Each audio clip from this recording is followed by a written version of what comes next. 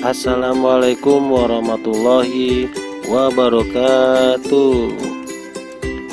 Selamat datang adik-adikku yang berada di keluarga besar SMA Negeri 6 Kota Depok.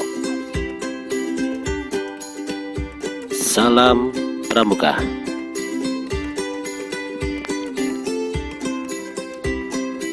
Perkenalkan, nama kakak adalah Indra Setiawan, dipanggil Kain.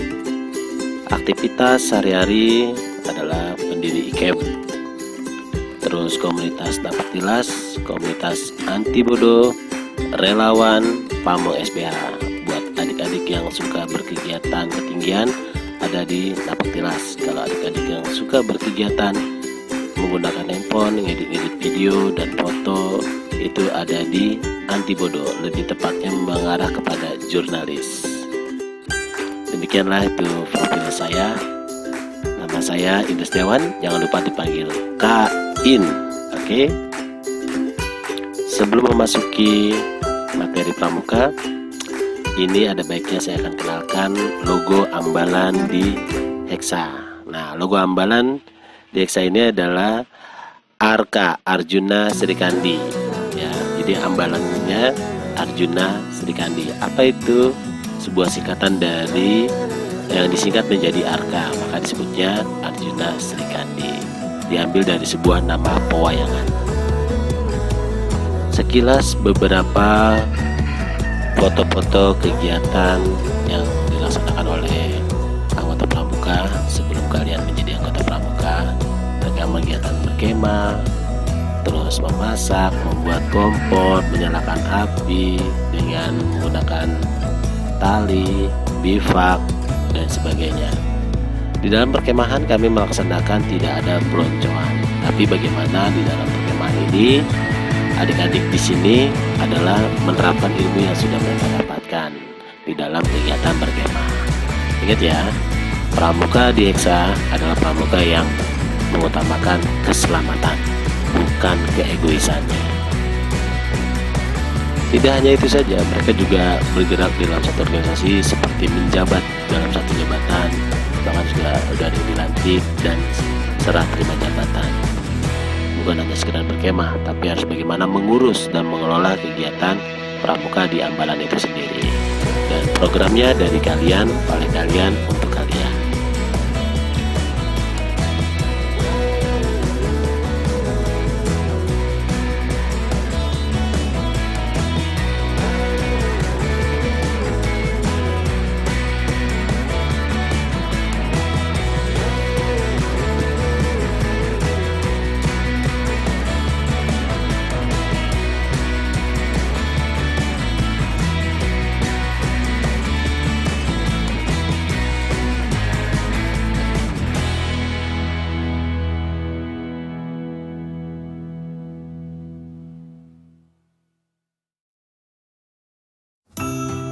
Sebelum memasuki tentang pramuka, ada baiknya kakak ingin ngasih tahu apa itu pengertian pramuka. Apa sih pengertian pramuka itu?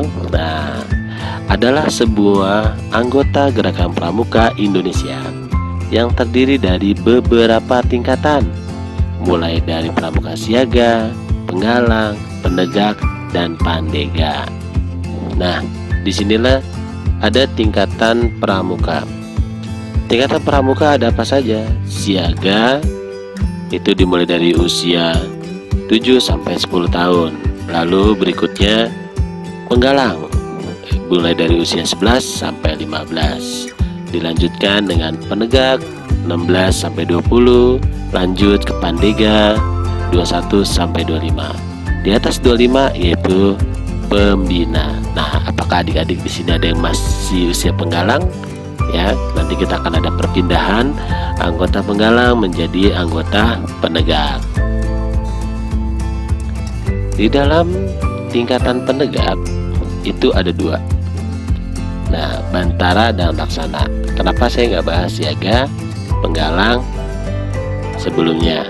Karena kalian akan menjadi calon anggota penegak di SMA 6. Makanya saya akan bahas tentang tingkatan penegak. Di dalam penegak ada 2 tingkatan, yaitu Bantara dan Laksana. Sebelum mengarah sana, saya akan jelaskan Bantara dan Laksana.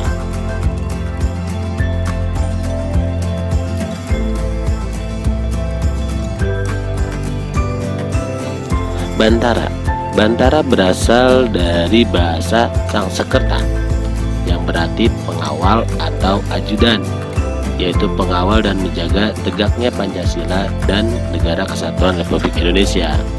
Kata Bantara sendiri berhubung dengan kemerdekaan bangsa Indonesia tanggal 17 Agustus 1945. Jadi, di dalam Bantara tidak hanya pada saat tingkatan-tingkatan tertentu, bahkan semua dari mulai tingkatan kepramukaan itu terhubung dengan sebuah kemerdekaan Indonesia. Misalnya siaga, ada yang namanya disebut penyiagaan. Oke, nanti itu akan lanjut di materi sesi berikutnya. Dan ini adalah Laksana. Kata Laksana sendiri sebenarnya adalah kata yang berasal dari bahasa Indonesia. Dapat melaksanakan apa yang harus dan perlu dilaksanakan, dapat menjadi teladan anggota lain yang berada di bawah binaan penegak Laksana. Nah, jadi adik-adik kalau sudah Laksana, ya sikap dewasanya, sikap kepemimpinannya udah nggak harus disuruh-suruh lagi nih. Jadi kalau masih disuruh berarti adik-adik masih Bantara.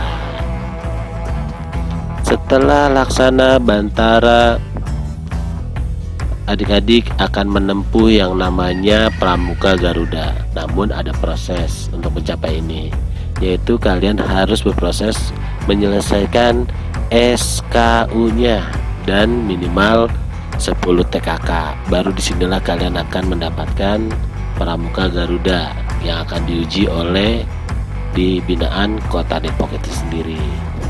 Ini akan diajukan karena untuk mencapai tingkat seperti ini di Kota Depok sangat bisa dihitung dengan jari, terutama di tingkat penegak itu sendiri.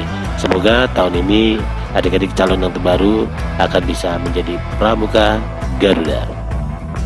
Yang selanjutnya, tadi sudah ya pengertian pramukanya dapat dipahami ya.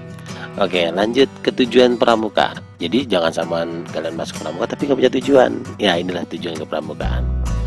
Membentuk karakter, kepribadian, dan akhlak yang mulia para generasi muda. Jadi pramuka ini adalah sebuah karakter. Gimana untuk mencapai sebuah karakter? Karena kalian sudah menempuh SKU-nya. Makanya mudah sekali anak pramuka yang berbentuk karakternya apabila SKU-nya dapat diselesaikan dengan baik.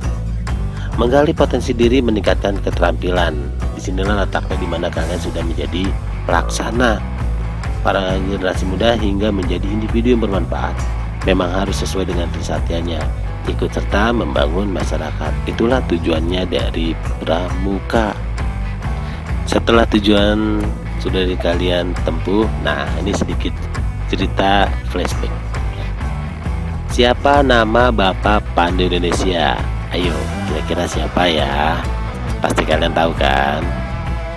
Iya, benar, Hamengkubuwono IX. Dia adalah Sri Sultan. Sekarang sampai detik ini beliau disebut dengan Bapak Pramuka Indonesia. Ya, jangan sampai lupa, kalian harus tahu siapa Bapak Pandu Indonesia. Ya. Setiap 14 Agustus diperingati sebagai Hari Pramuka. Fakta sejarah mencatat tanggal 14 Agustus. Kenapa disebutnya fakta? Karena sebelumnya pramuka terbentuk sebelum tanggal 14, namun disahkan menjadi tanggal 14 Agustus tahun 1961. Gerakan pramuka diperkenalkan secara resmi di Jakarta sekaligus penetapan Sultan Hamengkubuwono IX sebagai Ketua Kuartim Nasional yang pertama. Kini Sultan Hamengkubuwono IX dikenal sebagai Bapak Pramuka Indonesia. Nah, yang ini pasti kalian sudah familiar ya. Kalau pertanyaannya siapa nama Bapak Pandu Dunia? Oh, pasti semua akan tahu apabila kalian mengikuti pramukanya dengan baik ketika kalian masih di Penggalang. Iya, betul. Namanya Lord Robert Baden-Powell. beliau adalah Bapak Pandu Dunia. Hingga detik ini beliaulah yang menjadi Bapak Pandu Dunia. Kalau di Indonesia siapa tadi? Saya tahu ya. Oke, lanjut. Siapa penemu bayangan tunas kelapa? Ingat ya, disebutnya bayangan tunas kelapa. Dalam bahasa Inggrisnya silhouette, bukan tunas kelapa. Berbeda tunas kelapa dengan bayangan tunas kelapa. Ini adalah gambar bayangan tunas kelapa. Pramuka sangat identik dengan tunas kelapa. Berdasarkan sejarah penemuan ide ini adalah Sunarjo Atmodipurwo, seorang tokoh pramuka yang juga merupakan pegawai tinggi di Kementerian Pertanian. Jangan sampai salah ya, karena banyak anak-anak pramuka nggak tahu siapa penemu tunas kelapa, atau kita sebut dengan bayangan tunas kelapa. Ini adalah Wosem. Wosem ini adalah gambar dari benderanya Pandu Dunia. Nah, menggunakan seperti ini. Ini khusus untuk di Indonesia, seperti ini modelnya. Kalau di Indonesia ada lagi namanya bendera Panji. Jadi bendera Panji ini adalah khusus untuk yang ada di Indonesia. Sedangkan Wosem adalah untuk persatuan kepanduan di dunia. Baik, sekarang kita akan memasuki seragam pramuka. Dalam seragam pramuka itu ada PP 174 tahun 2010. Jadi ada aturan mainnya. PP itu apa? Petunjuk pelaksana. Jadi apa yang digunakan jelas, tidak asal, dan semua ada aturan mainnya. Ini adalah seragam penggalang putra. Nah, ada yang menggunakan celana pendek, ada yang menggunakan celana panjang. Dua-duanya benar. Nah, biasanya kalau menggunakan celana panjang rata-rata itu yang MTS atau yang sejenisnya. Yang ini adalah seragam penggalang putri. Perhatikan baik-baik. Kalau yang putri yang pendek itu menggunakan roknya kulot. Jadi bukan rok kulot itu dalam bentuk panjang, bukan. Tapi kalau yang menggunakan panjang itu rempel. Jadi boleh menggunakan celana juga. Nah, kalau menggunakan kulot itu hanya yang pendek. Jadi jangan salah, penggalang itu bukan menggunakan rok yang pendek, tapi kulot. Jadi mirip rok berbentuk celana. Tapi kalau yang menggunakannya panjang, yaitu wajib yang rempel. Jadi saya sering menemukan ini terjadi di lapangan adalah kulot berbentuk panjang. Oke. Nah, sekarang udah berbeda nih. Kalian sudah akan masuk di penegak. Jangan sampai salah dalam memilih bajunya. Kalau di penegak itu total celananya ada dua model, yaitu kantong 6 atau kantong 4. Boleh. Seragam pramuka penggalang tidak berjauh berbeda dengan penegak karena memang akan sama sampai di tingkat pembinanya. Ini adalah seragam putri yang penegak pendek. Nah, sangat berbeda ya. Berbentuk lurus, bukan span, lurus dengan pendeknya. Nah, sedikit ada kantong. Jadi kantongnya sekarang berbeda seragam putri. Kantongnya ada di bawah, bukan lagi di atas dengan kantong tempel. Jadi kantongnya nyatu. Nah, kalau yang ini juga sama, penegak putri. Penegak putri mirip nih sama dengan baju pembinanya. Penegak putri boleh menggunakan celana panjang atau rok. Nah, bedanya rok juga tetap sama, yang panjang kalau menggunakannya bukan rempel. Kakak sering menemukan juga di penegak bahwa putri rok pramukanya rempel. Jadi terbalik nih, seharusnya rempel itu punya penggalang ya. Jadi ada dua jenis. Jadi kalau menggunakan yang lengan panjang ya rok panjang, baju yang pendek ya rok yang pendek. Usahakan kalau bisa ya panjang semua. Baiklah, perkenalan seragamnya sampai di situ. Kita akan lanjut yaitu pramuka dengan peminatannya. Jadi pramuka di Ambalan nanti akan dimasukkan lagi ke dalam kategori peminatan. Jadi ada pramuka kegiatan di luar yaitu yang disebut Saka, Satuan Karya. Saat ini Satuan Karya itu ada 11. Saat kakak itu dulu ada 10. Tapi untuk di Kota Depok yang aktif itu ada 0. Yuk kita lihat satu-satu ya.